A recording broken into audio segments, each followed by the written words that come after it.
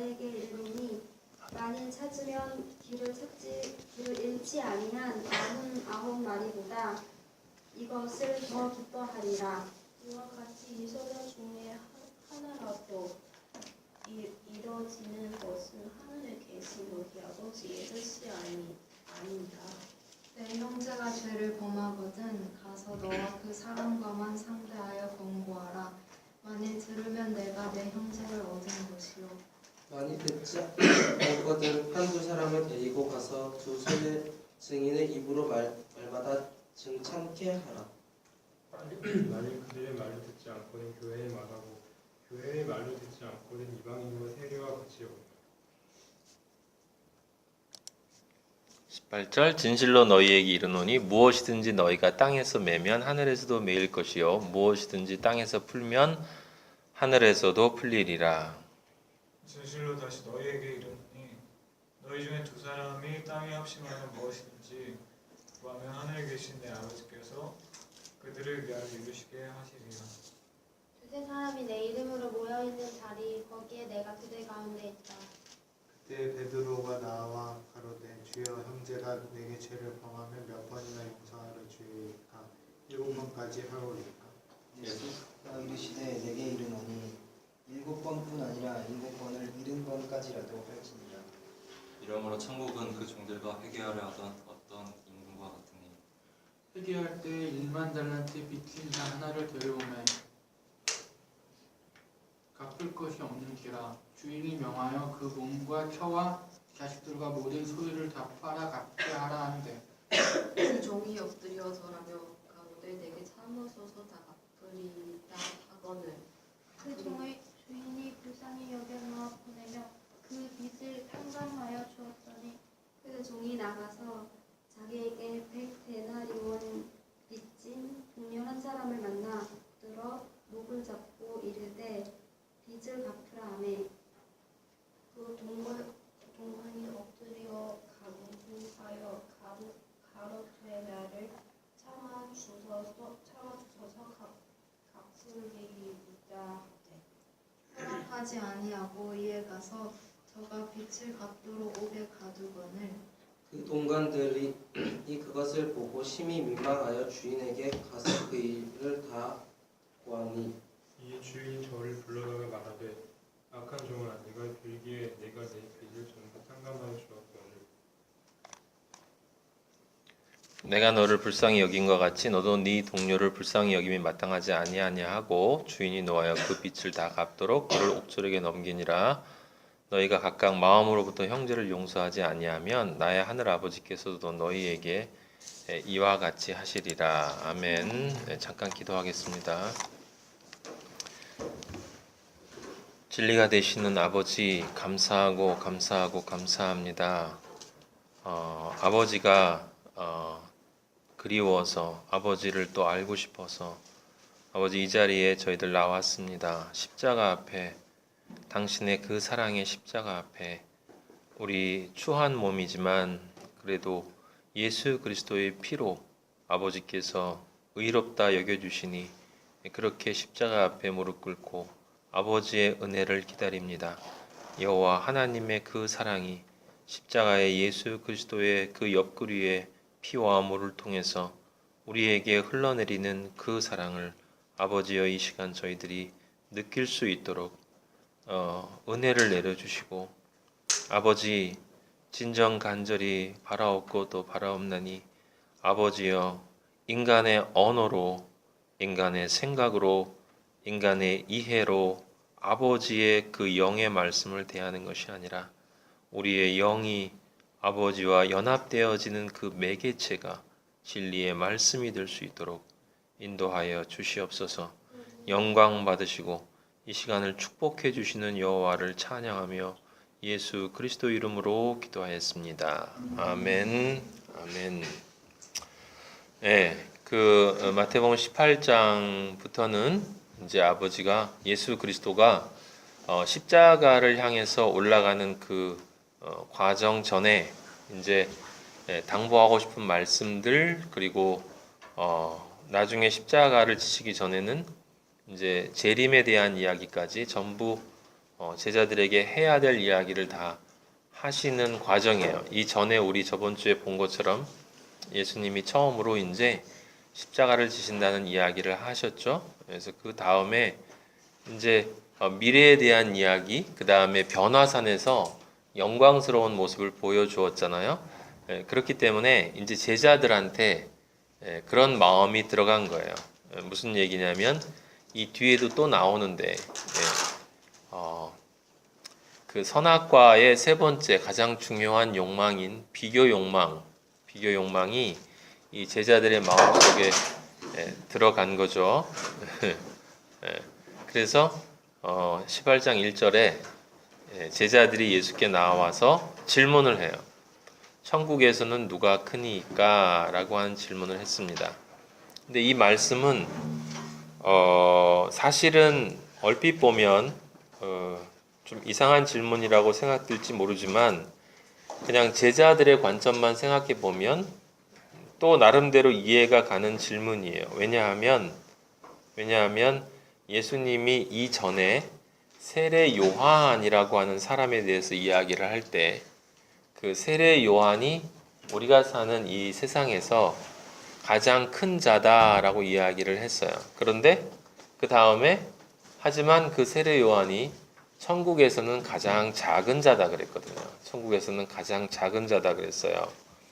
그러니까 천국에 있는 사람들은 다 이 세례 요한보다 크다라는 이야기를 했단 말이에요.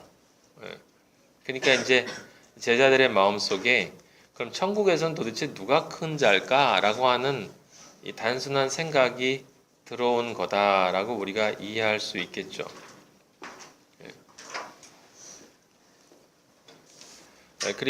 그래서 예수님이 이제 제자들한테 천국의 큰 자가 누구인지를 보여주기 위해서 어린 아이들과 같아야 된다. 18장 3절에 그렇게 얘기하셨죠. 그리고 4절에 자기를 낮추는 사람이 천국에서 큰 자다라고 이야기를 했어요. 그러니까 늘 여러분들에게 말씀드리지만 마음속에 늘 간직하고 있어야 돼요. 뭐냐면 살리는 것은 영이고 로마서에 나와 있는 것처럼 육은 죽이는 것이다. 이 말을 늘 간직하고 있어야 되는 거예요. 그래서 살리는 건 영이다라는 이야기고 육은 죽이는 거라는 이야기를 또 사람들은 육으로 해석해서 이해한단 말이에요. 그래서 성경은 요것만이 성경이고 육이라고 하는 것 안에 무엇이 있는 거냐면 험과 육이 있는 거예요. 몸이. 그러니까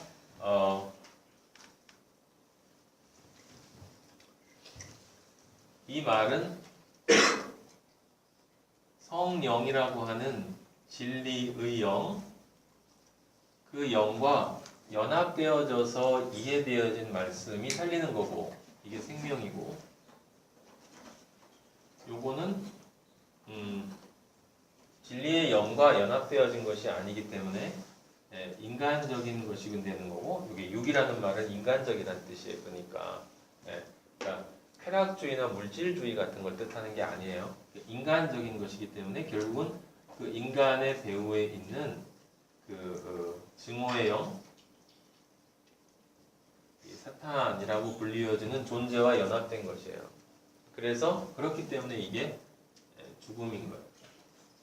요게 생명이고 요게 죽는 거예요. 그래서 성경은 항상 세 가지로 해석이 될 수 있다라고 하는 것을 여러분들이 이해해야 되고 그리고 오늘 우리 상윤이가 하나님의 아들이 됐어요. 너무 기쁘고 행복하고 아버지가 너무 기뻐하시는데 이 아들이 이제 되잖아요. 우리는 이미 알고 있습니다. 그 빛이 이 복음이 왔을 때 내가 죄인이라고 하는 것을 먼저 인정을 해야 되고 그 다음에 그 죄에 대한 심판을 받아야 돼요. 심판. 그거는 십자가고 두 번째. 그래서 이 두 번째 십자가의 심판이 있고 세 번째 이제 뭐가 있어요? 회개가 있는 거예요. 이제 더 이상 그렇게 살지 않겠다라는 그 옛자는 죽이고 새 자로 탄생되어지는 이 세 번째 단계. 그래서 이것이 이제 믿음이고, 오늘 우리 상윤이가 아버지 앞에 이걸 고백하고 아버지의 아들이 됐다 이 말이에요.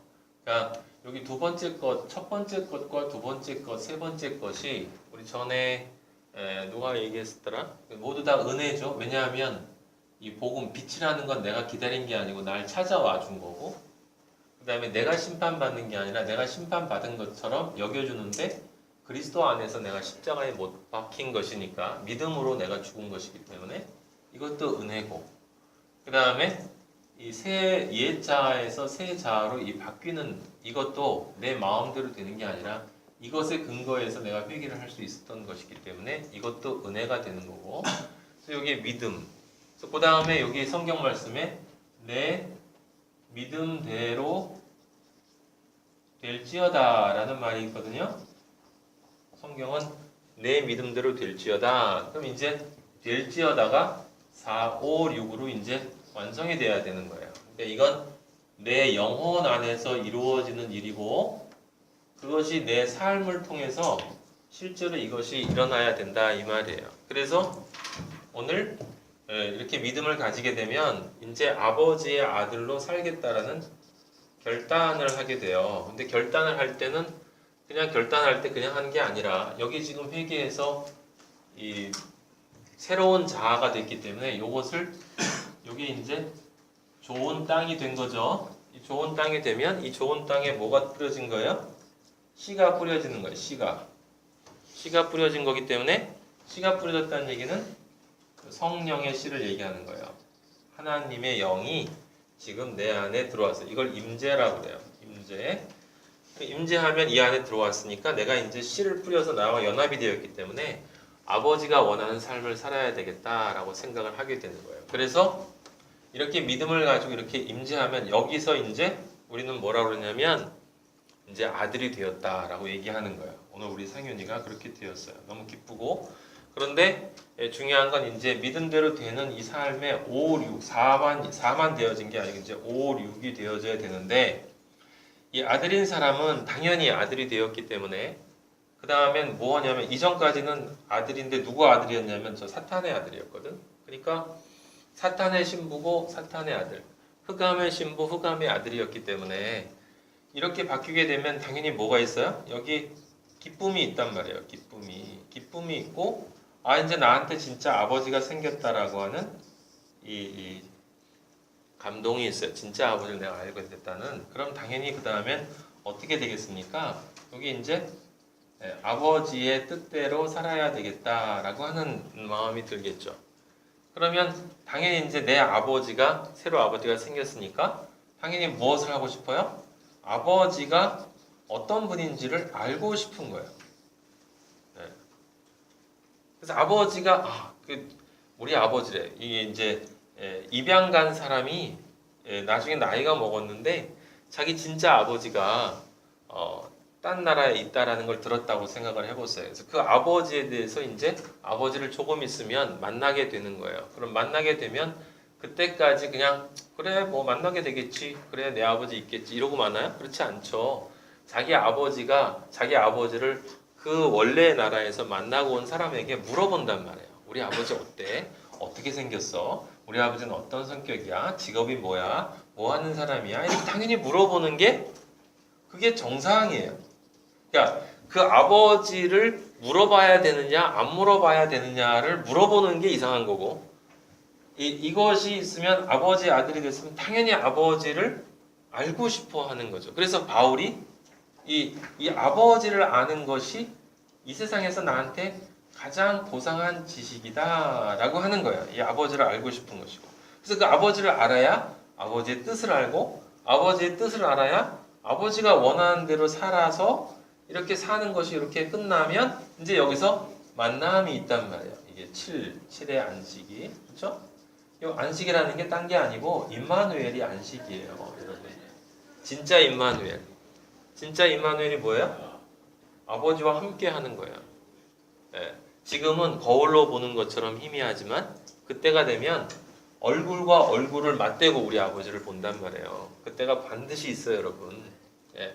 그 진로 완성이 되는데 지금 우리는 여러분은 지금 요 5번과 6번의 사이를 거쳐가는데 이것이 뭐냐면 이 C가 들어왔으니까 여기가 성장이고 성장해야 되잖아. 교회에서는 이걸 부흥이라고 얘기하지 않습니까? 근데 그 부흥을 잘못 이해해서 교인 숫자가 늘어나는 걸로 부흥을 이해하잖아요. 그거 성경은 그런 부흥을 얘기한 적이 없어요. 그럼 당연히 성장하면 뭐가 있어야 돼요? 열매를 맺는 결실이 있어야 되는 거예요. 네. 오늘 우리 상윤이가 하나님 아버지를 만났기 때문에 제가 다시 한번 정리를 해주는 거예요. 여러분들은 이 구조를 잊어버리면 안 돼. 이것이 너무너무 중요한 정도가 아니고 이게 진리이기 때문에 반드시 성장하고 열매를 맺어서 결실을 내야 돼요. 그래서 이 결실을 내서 이 결실을 가지고 가야만 아버지가 열매를 보고 내 아들이구나. 그 너희의 행위대로 갚겠다라고 하는 말에 이 행위라는 말은 여러분 행위라는 말을 저렇게 육으로 이해하면 그냥 내가 하는 행위라고 생각하지만 내가 하는 몸으로 하는 행동이 있어. 그 다음에 마음으로 시기하고 질투하고 하고 하는 마음의 행위가 있어요. 그렇죠? 그러니까 이 육의 행위가 있고 혼의 행위가 있어. 그럼 영의 행위는 없나? 영의 행위도 있지. 아버지를 선택할 것이냐? 사탄을 선택하냐? 선택하다라고 하는 영의 행위가 있는 거예요. 그래서 영육혼에 다 행위가 있는 거야. 그래서 아버지가 성경의 계시록의 20장 마지막 끝에 보면 각자 자기의 행위대로 갚아주리라는 말은 지금 이 말을 다 포함하는 거예요. 사람들이 몰라서 그렇지 다 포함하는 거예요. 그래서 지금 우리 아버지의 아들이 됐기 때문에 지금 아버지를 알고 싶어서 왔단 말이에요. 그럼 오면 이제 여기 아버지의 뜻이라고 하는 것은 무엇이냐면 다른 것이 아니죠. 여기 이 5번의 아버지의 뜻은 딴 게 아니고 지금 이제 내 몸은 이 상태에서 지금 계속 늙어가다가 죽어서 이제 썩어지는 거야. 그죠? 그러니까 첫 번째로는 이 몸이 늙어서 죽어가서 썩어지는 몸이기 때문에 이게 실제 영원히 가는 몸이 아니니까 이 몸과 관련되어진 것들에 그렇게 연연하지 않고 자유하게 되는 거죠. 그래서 우리는 선악과라고 불리어지고 이 세상 사람들이 그렇게 연연하는 이 세상에 먹고 사는 문제와 즐기는 문제 그리고 세상에서 내 이름을 날리는 거. 나는 어차피 여기서 이제 내 몸을 썼고 진짜 나를 높여주실 분은 아버지신데 여기 가서 모든 것이 결정돼서 그 다음에 바뀌지 않고 영원히 가는 거고 여기서 여기를 돌아보면 한바탕 꿈꾼 것처럼 이 장자가 그걸 조금 이해해서 장자가 그랬잖아요. 꿈을 꿨는데 꿈속에서 자기가 나비가 됐단 말이에요. 그래서 그 사람이 그런 질문을 던진 거야. 지금 내가 원래 나비인데 사람으로 꿈을 꾸고 있는 건가? 아니면 내가 원래 사람인데 나비 꿈을 꾼 건가? 내가 나비인가? 장자인가? 그게 장자의 꿈 얘기거든. 그건 무슨 얘기냐면 요게 난지 모르는 거예요. 그래서 그 사람은 그냥 그 질문에서 그쳤어. 하지만 우리 아버지는 분명하게 이야기를 해요. 지금 네가 이 세상 사는 게 꿈이고 그 꿈속에서 꾸는 꿈이 또 있어. 그런데 실제가 되면 이 빛 안에 모든 것이 완전히 열리는 빛 안에 오면 진짜 영원히 너의 존재가 결정되는 진짜 실제가 있어. 요거는 지금 네가 여기서 겪는 이 세상은 이 실제를 결정하기 위해서 내가 만들어 놓은 이 꿈과 같은 뭐예요? 연극 무대인 거야. 연극 무대. 예? 옛날에 김성수 목사님이 연극 무대라고 이게 딱 맞는 이야기예요. 정확하게. 너의 역할이 있어. 너는 선생으로 역할을 해. 너는 청소부로 역할을 해. 너는 장사하는 역할을 해. 그래서 각자의 역할을 하는데 그 역할이 중요한 게 아니라 무엇을 하느냐, 어떤 직업을 갖느냐가 중요한 게 아니라 그 안에 지금 이 과정을 그 모든 인생을 삶는 과정 속에서 이 1, 2, 3, 4, 5, 6을 거치느냐 안 거치느냐 이것이 여기 거를 결정한다 이 말이에요. 그럼 이 다섯 번째가 뭐예요? 그러니까 몸이라고 하는 것이 이제 이렇게 자유로워지는 게 하나고 두 번째는 뭡니까? 마음이라고 하는 것이 우리가 이미 여러분한테 제가 여러 번 설명을 했지만 마음은 이 세상에서 내가 아버지를 만나기 전에 경험해가지고 내 안에 만들어진 지정의, 내 지정의니까 요 마음을 그리스도의 마음으로 이렇게 그리스도의 마음으로 체인지해야 돼. 체인지. 예? 그리고 세 번째 내 영은 이제 사탄의 영하고 떨어져서 아버지의 영하고 붙었으니까 요 아버지만 딱 붙어서 달라붙어 있으면 되는 거고 영은 그것만 하면 돼. 예? 지향성. 제가 지향성이라고 얘기했죠. 아버지의 영인 성령과 딱 연합돼서 붙어서 있고 그 다음에 이 마음을 바꿔야 돼. 내 옛날 마음을 지금 이 그리스도의 마음으로 바꿔나가는 과정이죠. 근데 그걸 제가 여러분들에게 전에 이렇게 설명을 했어요. 뭐냐면 이게 내 마음인데 그리스도의 씨가 성령의 씨가 딱 떨어지면 이게 당연히 여기서 씨가 이제 이 열매를 맺기 위해서 이제 이렇게 커지잖아요. 그래서 우리는 이렇게 점점 그리스도의 마음이 내 옛 마음을 부수면서 이렇게 커져서 완전히 이게 이렇게 바뀌어지면 이게 육이 끝나는 거야. 이제. 아셨어요? 근데 이 육이 끝난다는 얘기는 뭐겠어요? 요 마음은 무슨 마음이에요? 무슨 마음이냐면 그리스도의 마음은 사랑의 마음이잖아. 사랑의 마음이기 때문에 사랑이 뭐냐? 사랑은 오래 참고. 네? 오래 참고가 뭐겠어요? 그냥 남이 뭐 할 때 당연히 오래 참아주는 건 포함이 되겠지만 그거는 이 세상 사람들도 훈련을 하는 거잖아. 진정한 의미에서의 오래 참고 아버지가 우리한테 얘기하시는 것은 네가 지금 이 세상 살면서 눈에 보이지도 않고 나중에 아버지 만나서 정말 영원히 사는 건지 잘 느껴지도 않고 그리고 금방 아버지 오신다고 그러는데 잘 오지도 않는 것 같고 도대체 얼마나 내가 더 기다려야 되는가 내가 얼마나 더 이 세상에서 내 자신을 부셔나가면서 이 시간을 보내야 되는가 라고 하는 그런 생각을 가진다 하더라도 아버지가 이 마지막에 이걸 해줄 때까지 이거 오래 참아야 되는 거야. 내 인생 끝날 때까지. 믿음의 길을 들어섰으면 이때까지 오래 참고 그 믿음을 눈에 보이지 않지만 내 눈에 보이는 것 없고 내 손에 잡히는 것 없고 내 귀에 들리는 것 지금은 없는 것 같지만 그거는 사람들은 그러지만 난 믿는다 하지만 그렇지 않거든요. 여러분 믿음 안에 들어가면 성경 안에서 들리고 성경 안에서 보이고 성경 안에서 잡힌단 말이에요. 그러니까 그걸 받고 오래 참는 것. 그게 사랑이야. 무슨 사랑이겠어요? 예수 그리스도의 사랑의 은혜를 알아서 내가 예수 그리스도를 사랑한다는 것 그 사랑으로 내가 완성되어져 가는데 늦는다 하더라도 오래 참고 아버지가 나를 이루어 주시겠지. 뭘 이루어줘요? 세상에서 높여주는 게 아니라 내 안의 마음을 세상을 향한 마음에서 아버지를 향한 마음으로 바꿔주는 것을 오래 참고 기다리는 거예요. 근데 이것이 가치 있는 게 안 보이면 오래 참고 기다리겠어요? 지금 요 세상의 선악과에 대한 마음이 더가 있으면 당연히 오래 참고 기다리는 사람은 내가 오래 참으면 나를 높여주시겠지? 좋은 직장 주시겠지? 뭐 높은 자리에 올려주겠지? 이렇게 생각을 하지 않겠습니까? 그러니까 그거는 아니라는 거예요. 그래서 그 세 가지가 이렇게 바뀌어지는데 그게 잘 되나? 안 되지. 왜냐하면 옛자의 마음은 이 사탄의 세상에서 지금 모든 사람들이 선악과를 따라서 살고 있는 그 세계에서 내가 몇십 년 살아서 이렇게 딱딱하게 응축되어진 고착된 그 마음인데 그걸 아버지 여러분 설거지 해보면 알잖아요. 그 딱딱하게 굳은 거는 이게 긁어내도 잘 안 긁어져. 어떤 거는 아예 굳어가지고 이거 뭐 웬만한 수세미로 긁어봐도 안 나오는 것들이 있단 말이에요. 그래서 그런 것들을 긁어내는 일이야.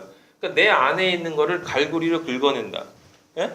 그게 얼마나 고통스러운 일이겠냐고요. 이 수술을 한다고 생각해 보세요. 이 수술에서 이 안에를 찢고 이 안에 몸 안에 있는 모든 지저분한 것들을 다 긁어내야만 된다 그러면 예?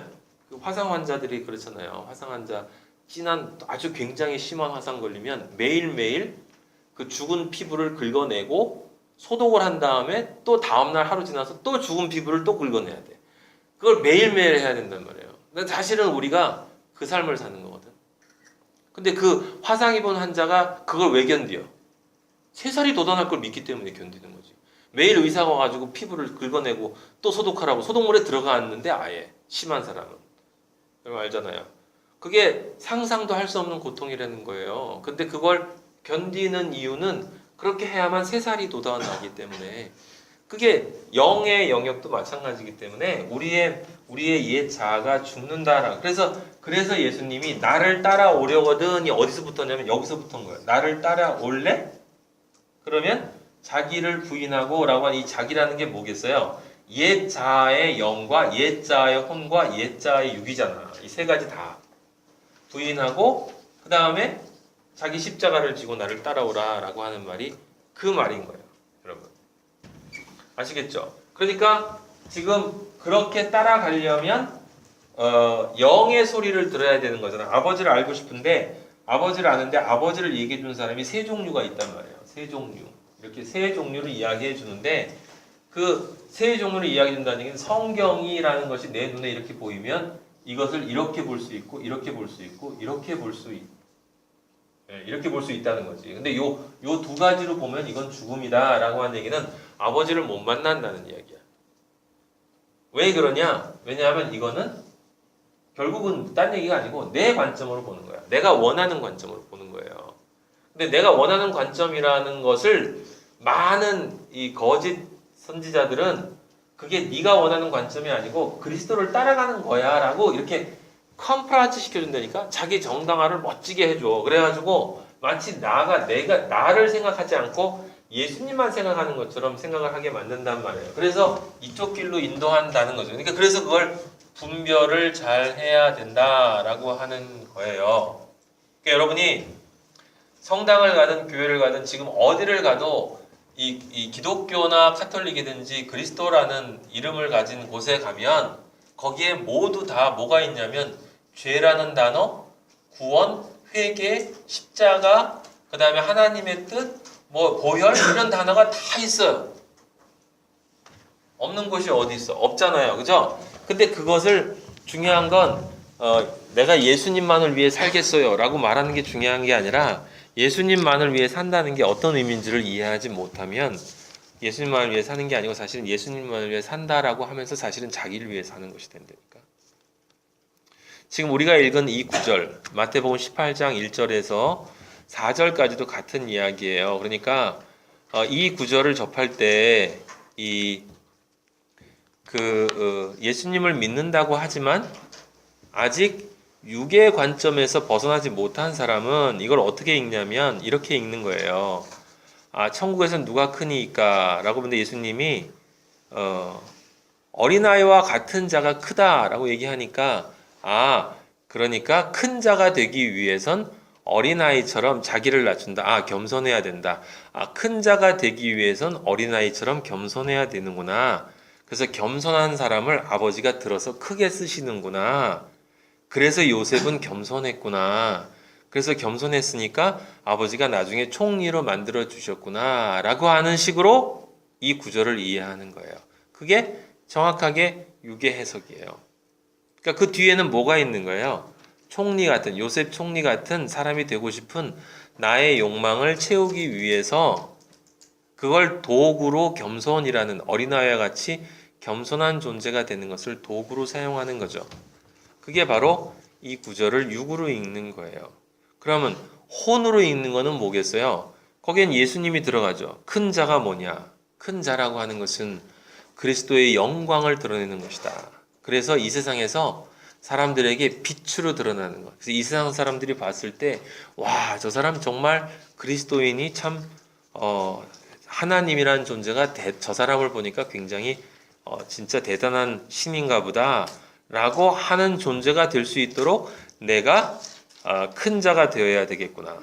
그러니까 이 세상에서 성공하는 것이 아니라 하나님의 뜻을 이 세상에서 뭔가 이뤄내는 거다. 그건 뭐냐?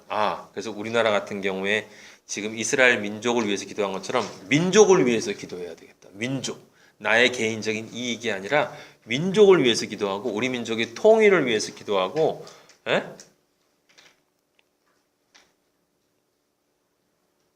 그래서 이 온 인류를 위해서 기도하고 그게 나쁜 게 아니에요. 당연히 그렇게 해야 돼요. 그런데 그런 이야기를 하면서 그렇게 우리가 다른 사람들이 볼 때 와 정말 기독교인이 대단하구나 이렇게 느낄 수 있도록 우리가 해줘야 된다. 그러려면 우리가 낮은 사람이 돼야 되니까 교회가 이 세상에 봉사하고 낮은 자리로 가서 이 세상 사람들을 섬기고 이 세상 사람들을 위해주고 이렇게 하는 것이 우리에게 필요한 거다라고 이야기를 하는 거예요. 그건 이제 혼의 해석이에요. 왜 그게 역시 마찬가지로 죽이는 육이냐면 사실은 그것을 통해서 나라는 존재가 하나님이 사용하는 도구인데 내가 큰 도구라고 내가 드러나기 때문에 나는 큰 종이 되는 거고 나는 큰 사람이 돼서 남들하고 좀 다른 믿음을 가지고 있고 남들하고 좀 틀린 훌륭한 아버지가 나는 야 진짜 넌 대단한 애야 이렇게 나를 칭찬해주는 그런 존재가 될 거야 라고 생각하는 영적 교만이 생기는 거예요. 영적 교만. 그래서 예수님을 위해서 목숨을 바친다 이런 말도 그냥 들으면 안 돼요. 핵심은 뭐예요? 아버지의 뜻은 뭐냐면 우리가 아버지를 사랑하는 게 아니라 아버지가 주시는 사랑을 받고 그 아버지가 원하는 대로 그냥 살면 되는 거예요. 우리가 뭘 하겠다고 깝죽거리는 게 아니라 아버지가 존재하라는 그 자리에서 아버지의 사랑에 감사하고 아버지의 사랑에 감사하면서도 그 아버지의 사랑과 부합되지 않는 세상을 자꾸 생각하고 세상적인 것을 하는 나 자신의 죄성에 대해서 내가 애통해하면서 그런 나를 위해서 십자가에서 돌아가 주신 예수 그리스도의 은혜를 끝없이 다시 생각하고 그 감사가 커지면서 그러면서 내가 하지 못하는 나의 그 죄성을 그 은혜 가운데 성령의 도우심을 따라서 이제 거기서 조금씩 승리하는 삶으로 변해가는 그런 존재가 되는 것이죠. 그런 육이나 혼의 해석이 아니라 영의 해석은 아버지가 우리에게 주신 말씀은 그거죠. 첫째 1절부터 잘못됐어요. 천국에서는 누가 큰지에 대한 질문을 도대체 하질 않아요. 천국에서는 누가 크니까? 라는 질문조차 천국에서 나올 수가 없죠. 왜냐하면 우리가 가는 천국은 모든 사람들이 모든 사람을 사랑해 주는 것인데 그럼 내가 모든 사람을 사랑하면 내가 모든 사람을 십자가의 사랑으로 사랑하면 내가 가장 낮은 자리에서 다른 사람을 사랑해. 근데 다른 사람도 똑같이 다 그 십자가의 사랑으로 나를 사랑해. 그러니까 모든 사람이 낮고 모든 사람이 커. 모든 사람이 자기 입장에선 가장 낮고 모든 사람이 다른 사람의 입장에선 가장 높은 자리에 있어주는 거예요. 그러니까 천국은 우리가 생각하는 것처럼 큰 자, 덜 큰 자, 덜 큰 자, 작은 자 이렇게 나눠지는 게 아니라 면류관이 뭐 다른 색깔이 있다라는 게 아니라 천국은 다 예수 그리스도 하나가 있고 예수 그리스도의 형제들밖에 없는 거예요. 예수 그리스도의 형제들. 그럼 예수 그리스도의 형제들은 모든 형제들이 다른 존재들을 다 크게 위해줘요. 그래서 모두가 다 큰 사람이 돼. 근데 모든 사람이 다 자기 스스로는 작기 때문에 모든 사람이 다 작은 존재가 돼요. 그게 큰 자야. 그게 그리스도인이고 그게 큰 자야. 그러니까 큰 자라는 개념이 천국에서 큰 자는 상대적인 개념이 아니라 작고 큰 자라는 상대적 개념이 아니라 절대적 개념이란 말이에요. 천국에는 큰 자밖에 없다고. 누가 더 크니가 아니라 천국에는 큰 자밖에 없어요. 그래서 세례 요한이 천국에 있는 사람들보다는 가장 낮은 자다라는 얘기는 예수님이 아직 세례 요한은 천국에 들어가지 못했기 때문에 이 세상에서 아직 순교를 하지 않았잖아요. 자기 6번째 단계까지 자기의 옛자를 완전히 죽이는 그 삶을 끝내지 않았잖아. 그러니까 그 상태에서는 세례 요한도 천국에 있는 다른 존재보다는 작다라는 이야기를 하는 거야. 자, 다시 한번 말씀드려요. 진리 안에서는 그냥 큰 자하고 작은 자밖에 없어요. 그리스도인은 큰 자고 그리스도인이 아닌 자는 작은 자예요. 작은 자.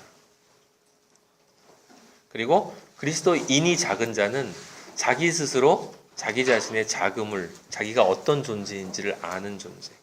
그 요한계시록에 그 여러분 예수님이 7교회에 보내는 편지 가운데 첫 번째 교회인 에베소 교회를 이야기할 때 그 한번 찾아보세요. 계시록 2장 1절 보면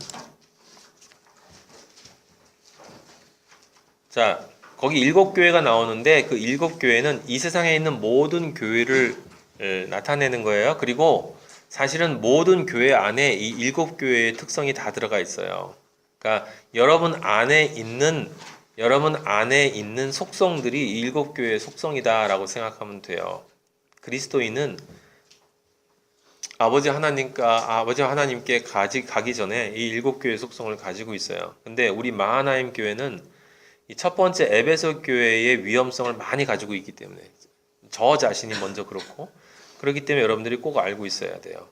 에베소 2장 1절 보세요. 에베소 교회의 사자에게 편지하라. 오른손에 7뼈를 붙잡고 7뼈라는 것은 7 사자, 하나 예수 그리스도의 사자, 진리를 전하는 존재. 이게 천사일 수도 있고 선지자일 수도 있고 아니면 말씀을 전하는 자일 수도 있어요. 7 금초대는 교회를 나타내는 거고 우리 모두가 다 교회예요. 7 금초대는 여러분 자신들을 이야기하는 거예요. 그 교회 안에 계시는 예수 그리스도께서 내가 너에게 말하는데 너희가 지금 나를 많이 믿어서 오랫동안 그래서 네 행위와 수고와 내 인내를 알고 오래 참은 거 구원을 오래 기다리고 악한 자들 하나님과 세상을 갈라놓는 자들을 용납하지 아니해서 거짓 선지자를 찾아내는 너희들의 그 분별할 수 있는 지혜 이런 것들을 내가 참 칭찬한다. 그리고 그것을 열심히 해서 나를 섬긴 것을 내가 잘 알고 있다. 근데 4절 근데 책망할 게 하나 있는데 넌 처음 사랑을 버렸어. 그래서 어디서 떨어졌는지를 생각하라. 그러니까 처음 사랑을 버렸다라는 말은 어디서 떨어졌는지를 잊어버렸다라는 뜻이에요. 처음 사랑을 버렸다는 이야기는 어디서 떨어졌는지를 잊어버렸다라는 뜻이죠. 어디서 떨어졌는지를 잊어버렸다는 이야기는 내가 바로 그 죽은 개였다라는 걸 잊어버린 거예요. 내가 사탄의 신부였다라는 사실을 잊어버렸다는 거죠. 그게 이제 더 이상 말을 안 한다는 게 아니에요, 여러분. 말은 제가 죽은 개였죠. 제가 죄인이었죠. 다 교회에서 죄인이었다고 말하는 사람이 어디 있어요? 다 말하지. 죄인이었는데 예수님이 나를 위해서 피 흘리고 돌아가셔서 제가 구원받았죠. 그 말하는 게 아니라 그 영혼 안에 정말 내가 원래 어떤 존재였는가에 대한 그 자각이 지금도 존재하는가라고 하는 거예요. 어디서 떨어진지를 생각하고 그래서 회개하라는 거예요. 처음 행위를 가져라. 그 처음 행위는 뭡니까? 내가 어떤 존재였는데 어떤 은혜를 받았고 내가 지금 하나님의 아들이 되었는가를 절대 잊어버리면 안 된다는 거예요. 그건 아버지 나라에 갈 때까지 절대로 잊어버리면 안 되는 거예요. 이건 여러분. 그래서 신앙이 자랄수록 내 안에 있는 죄는 점점 줄어들지만 내가 느끼는 그 죄성은 점점 커지는 거예요. 점점 커지는 거예요. 왜냐하면 내 안에 빛이 커질수록 이제 나중에 먼지까지 빛나기 때문에 그 죄성이 점점 커지니까 신앙이 커질수록 자기가 점점 더러워 보인다고요. 내가 얼마나 부족한 존재인가가 자기는 느껴지기 때문에 절대로 큰 자라고 얘기할 수가 없어. 그게 처음 행위예요. 근데 그런 나를 예수님이 야 진짜 너 정말 너무 심했다. 너 정말 너무 가식적이다. 야 너무 너 진짜 너 내가 토하고 싶어. 너 정말 너무하지 않냐? 라고 얘기하시는 게 아니라 그래 다 알지만 내가 그래도 널 사랑해서 널 위해 십자가를 졌다라는 그걸 생각할 때 그것이 나에게 주는 그 은혜, 무한한 사랑, 끝까지 참으시는 그 사랑을 생각하고 내가 그 은혜에 감사해서 그 감사, 그 은혜에 대한 감사, 그거를 잊으면 안 된다는 거예요. 그걸 잊는 순간 너는 더 이상 교회가 아니라는 거야. 거기 2절에 5절에 보면 그렇게 안 하면 너에게 가서 네 촛대를 네 자리에서 옮긴다라는 이야기는 그 순간에 너는 스스로 교회임을 포기한다라는 이야기예요. 그럼 그새 바꿔 얘기하면 너는 그 순간 스스로 그리스도인임을 포기한다라는 뜻이에요. 스스로 그리스도인임을 포기한다는 건 뭐겠어요? 그건 믿음을 버린다라는 이야기가 되는 거예요. 그러니까 베드로나 제자들이 지금 던진 질문은 사실은 이건 절대로 던져서는 안 되는 질문을 던진 건데 하지만 그럼에도 불구하고 이 질문을 던질 수밖에 없는 것은 왜냐하면 우리가 그런 존재니까 제가 그렇고 여러분이 그렇고 우리는 그리스도인이 되었지만 늘 우리는 비교 욕망이 아직도 찌꺼기로 남아있는 존재란 말이에요. 그래서 내가 속 겉으로 이야기는 노골적으로 하지는 않지만 그래도 아버지가 나를 누구보다는 이런 내 무의식 안에 그게 늘 있단 말이에요. 그게 바로 지금 제자들이 던진 질문이에요. 천국에서 누가 큽니까? 너야 라는 소리를 듣고 싶은 거지. 너야. 와, 네가 보통 믿음이니? 야, 너는 진짜 우리 성경 모임 한 번도 안 빠지잖아.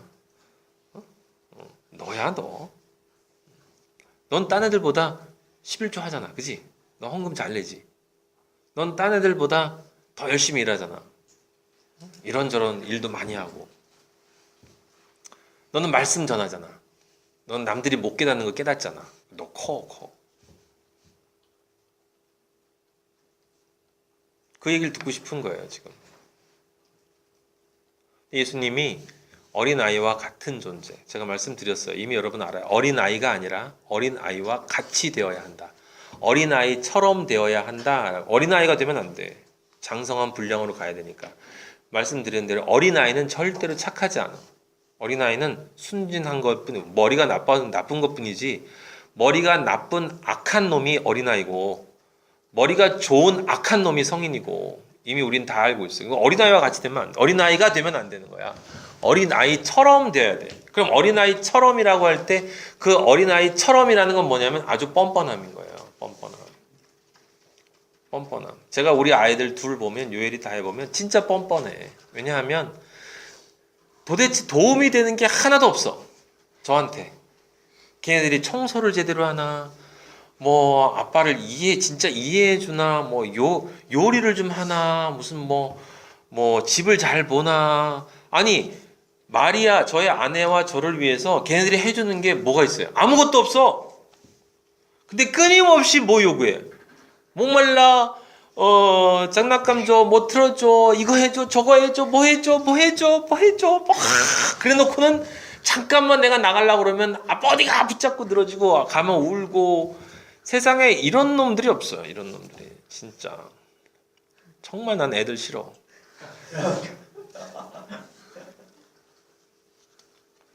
우리 아이들도 싫어요. 에? 물론 사랑해요. 사랑해요. 제가 그리스도인이 안 됐다면 사랑할 수 있겠냐고요. 이기적인 내가 절대로 사랑할 수 없어.